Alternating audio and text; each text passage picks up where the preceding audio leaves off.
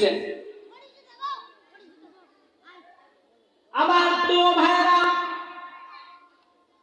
একটু লক্ষ্য করুন, আল্লাহর নবী মুহাম্মদুর রাসূলুল্লাহ সাল্লাল্লাহু আলাইহি ওয়াসাল্লাম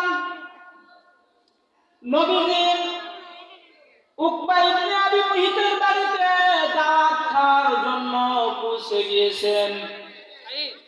উকবা ইবনে আবি মুহিত খাবারের পরিবেশন করতেছেন।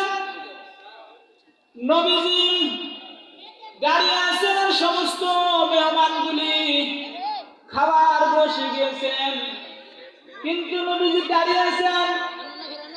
এই দৃশ্যটা উকবা ইবনে আবি মুহিতের চোখে যখন ধরা পড়ে গেল, উকবা ইবনে আবি মুহিত আস্তে করে গিয়ে নবীজির সামনে গিয়ে বলছেন,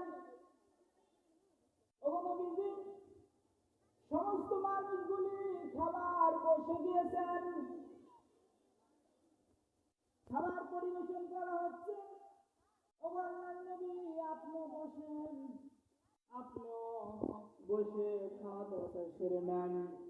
আবার মুসলমান প্রিয় ভাইয়েরা, নবীজি কি শিক্ষা দিচ্ছেন দেখেন।